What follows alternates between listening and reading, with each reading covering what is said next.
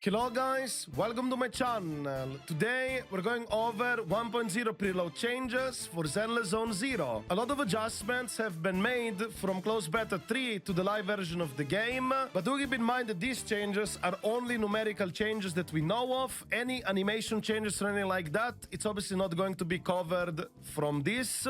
With that out of the way, let's begin. We'll start from Amby in alphabetical order. Amby has received no number changes. Now let's go immediately over to Anton. Anton did receive a little change of his passive.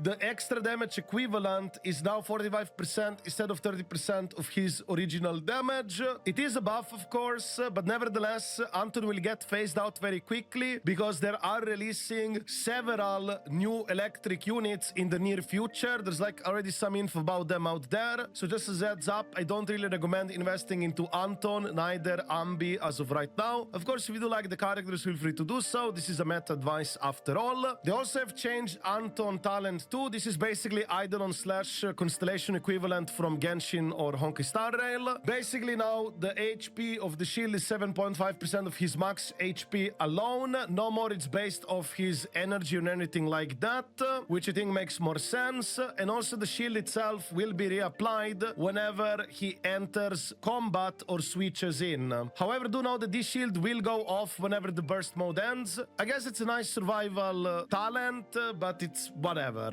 Now let's go over to Ben. Ben received some significant buff. Now Ben attack increases with his defense based on 80% of his defense as attack. It used to be 30% before, so this is a massive increase. And they also increased the shield strength of Ben from 30% to 25%, and also the base defense of the shield is 550 compared to 210. So now Ben is much more tankier for your team than ever before. But do know that Ben might end up just being a unit that you will exclusively pair up with Koleda, because Koleda gets extra damage if she's paired up with Ben, basically. But we shall see how that ends up being. Billy received no numerical changes. Corin passive also got boosted. Now she deals 35% more damage to stunned enemies compared to 22.5%. This passive will be active whenever you have two of the same faction units in the team or of the elements. This is a welcome change, I suppose. They also have changed her core ability a bit, but nevertheless, it's still pretty good. Corin seems to be in a fine spot. She is a free character after all. Everybody will have her, and she will have her use. Ellen surprisingly also received changes, but the only change is her talent 6, which is basically the 6th dupe of the character. Most likely they changed her talent 6 because the old one seemed very basic in design. The new one, it's a bit more convoluted, classic Hoyo style, with a bigger wall of text, so it looks more impressive. But nevertheless, Ellen at base seems to be pretty good and unchanged as of right now. Now let's go to one of the characters that actually received quite significant changes, which is Grace. Grace did receive some nerfs, but fortunately she seems to be in a good spot. Her passive ability got nerfed. She used to have a 25% shock damage vulnerability in a target that stack up to 2 times. Now unfortunately it's 18%. It still stack up to 2 times, so effectively you are losing 14% damage cut. So effectively you're using 14% shock damage increase, because do keep in mind that this shock damage increase worked for your entire team. It is a DPS loss overall, but nevertheless, Grace is still a very strong anomaly electric unit. They also have nerfed her talent for a bit. The energy regeneration rate for the current skill, instead of 25, it's 20%. It's whatever. It's not like you're gonna have something like this anytime soon. But overall, Grace is still in a good spot and a very nice character to use. Koleda received no number changes. Oh boy, here we go. Here is the big winner of these changes, I would say. Lycaon, the wolf guy. I know a lot of people might not like this character because it's a furry, but nevertheless, he received a very significant, strong buff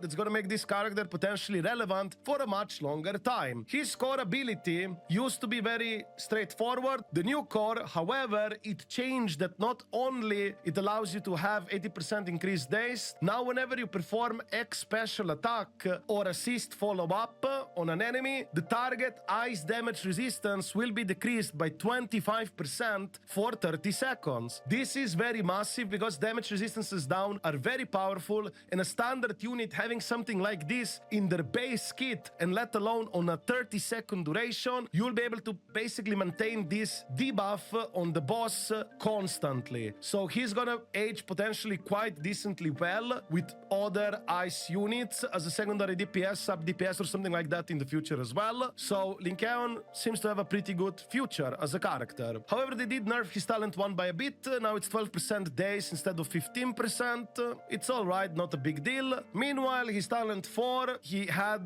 a shield. This shield got slightly buffed. It provides a bit stronger shield based on his max HP. It's okay, but overall, Lycaon looks pretty good right now. It's definitely a character to look forward to, especially if you want to play ice teams. Nekomata also received some changes. They're very minor though, but still in a way significant. Basically, her alt core only provides a damage boost for herself whenever she performed the dodge counter. Now she also gets the damage boost whenever she performs a quick assist. It is alright. It will have more instances of these damage boosts, but overall, I don't think Nekomata is a character to go for. She's a pure assault DPS unit, standard that is. This type of character will most likely age the quickest. They also have shifted her talent 1 with 2. These are basically constellation dupes. Now let's go over our favorite Nicole. Did Nicole receive a buff to her previous nerf? Unfortunately, no, but did she get buffed with her kit / numbers? Absolutely, yes. Her core now lasts cut. Her debuff now lasts 3.5 seconds compared to 2 seconds from before, which is very nice. Also, the chain attack will now give energy to the next swap character by 20. Chain attack also now gives the next swapped character 20 energy. This is a massive change because do remember, Nicole is a support character. She's basically in and out, and you'll be able to provide nice energy for her other big DPS in the team. This is actually really good because by getting the energy quicker means your characters will get enhanced skills faster, which is called X skill. And by using X skill, they will also generate more decibels, which means you're gonna get your ultimate quicker as well. They also changed some talents for Nicole. Talent 2 now recovers 5 energy when core passive debuff is triggered. This effect can be triggered once every 15 seconds. It's an alright change. I think it's pretty good. The previous one, I'm not sure exactly how that energy regeneration rate increased by 15% was useful because it required her to do basic attack or dash attacks, and you're not exactly sitting on the field with her. So technically, the new talent 2, I would say, it promotes more of her quick swap playstyle. They also have changed talent 6 of Nicole. Now it provides crit rate buff for your entire team compared to anomaly build-up resistance. I would argue that the old talent 6 potentially would be better later in the game because crit rate is nice, but eventually when you get really good gear, you're gonna have enough crit rate stats anyway. So the anomaly build-up res could allow you to do more anomaly damage overall, basically disruptions. Nevertheless, Nicole is still looking to be a very good support character. She's also Ether type. I highly recommend you build and use this character. She's gonna be very relevant, at least early mid-game, and to some extent also later in the game, depending if you pair her up with Zhu Yuan. After all, they're both Ether element. Rina received some changes. She was very strong in close beta 3, so it does make sense they toned down a bit of her kit. Now she provides a 10% electric damage boost for your entire team compared to 15% from before. They also have changed her ultimate a bit by adding an additional ability to her ultimate. Now whenever you use her ultimate, which does quite a decent amount of damage, it will also recover 10 energy for your entire squad, and the next character that switches in will also recover additional 20 energy. This ultimate is pretty good, but do remember that in this game, ultimates can only be used once at a time. Ultimates are shared for the entire team, so you can't exactly use one of each. If you do decide to use Rina's ultimates, then you can't use an ultimate of your other DPS, but nevertheless, I still think this ultimate will have good usage. They also have nerfed her core ability by a bit. The pen ratio that used to be up to 35% goes now up to 30%, 30%. And also the base used to be 17.6 and plus 25. Now it's 12 plus 25. But nevertheless, this is still a very strong buff because pen ratio works with all kinds of damage. So this is going to make Rina quite relevant for a still very long time. They also have changed a couple of her talents. Now talent 2 will provide a damage boost for herself whenever she enters combat or switches in. I think it's whatever, but okay. Her talent 4 got quite significantly nerfed, I would say. The old talent basically allowed her to reduce anomaly build-up res by 27% on the target. Now it's an energy regeneration boost. The energy regeneration is nice, but anomaly build-up res down debuff was pretty useful, I would say, especially later on in the game. Her talent 6 also got significantly nerfed. It used to buff 32% electric damage for her entire team. Now it's only 15%. I'm very surprised they changed something like this because it's a talent 6 after all. It's a constellation 6, you know, it's very expensive and gonna take ages to get this buff, and just to be 15%, very interesting. Soldier 11, she received no changes, but also do know that she's an assault fire DPS. She's probably not gonna age that well, but being a pure DPS 5-star standard characters, these type of characters get phased out the quickest. Remember your Deluxe, Kuchings, Yanqings, and so on. Now let's go to the second winner of these changes, Soukaku. Surprisingly, this is another ice unit. Just like Lycaon, she also received significant buffs. They have buffed her passive. Now it provides a nice damage boost for your entire squad by 20% compared to 6.25%.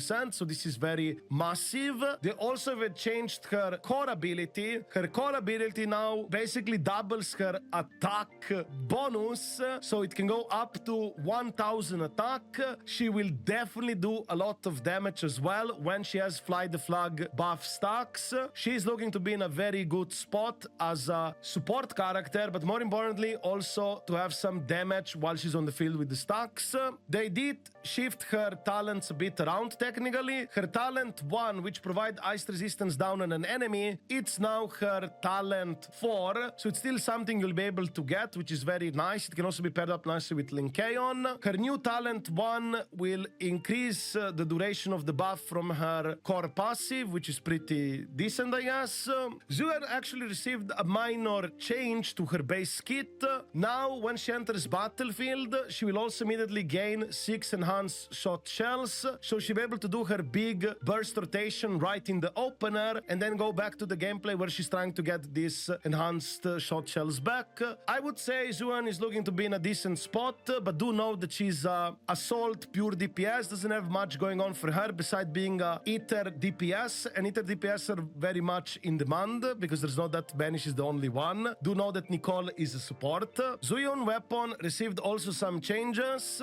Unfortunately, these are nerfs. Her Ether damage has been removed from the weapon. Now it provides crit rate, and you might think this is very good, but the problem is crit rate is something you'll be able to get from substats over time. Meanwhile, Ether damage is only basically a main stat, or to some extent buffs from allies and so on. So technically, I would argue that the Ether damage boost was more useful for her. And before you say, but crit rate is more generic, right? Now this weapon can be used on more different assault units. And here is the problem. If you read the rest of the weapon, the equipper basic attack still has to deal Ether damage to get that skill damage boost. So effectively what they did, before the weapon used to be highly specialized for an Ether DPS character. Now they're gonna weight it 50-50 where crit is generic, but the basic attack is still Ether component, so still locked to an Ether DPS character if you want to maximize this weapon. I would say that for the late game later on, the Ether damage technically would be more useful, but crit rate is definitely gonna be useful earlier on. But do know that if Nicole is talent 6, and you should be using Nicole with Zhu Yuan, at least as of right now, does provide crit rate as well. So the question of how much you'll need really this crit rate from the weapon, we shall see, alright? There is another weapon that received significant change. It's Rina's signature weapon. It's a standard weapon. This weapon provides 0.6 energy, just like before, but the biggest difference is that this weapon has a damage vulnerability debuff compared to the electric resistance debuff that it used to have. So technically, before, this weapon was only really good for electric type teams. Now this support weapon is in a way more flexible and can be used in more different type of teams because the damage vulnerability debuff is more generic. So yeah, these are all the changes that I have found on the internet. Wink wink. If there's anything more, I will put it in the pinned comments down below. Feel free to check that out. And of course, if you have any questions about the game or anything like that, feel free to ask down in the comments as well. I also do stream every single day on YouTube/Twitch, so feel free to ask me there if you have any questions about the game or anything like that, or just want to chat. I wish you a wonderful day and see you in the next video.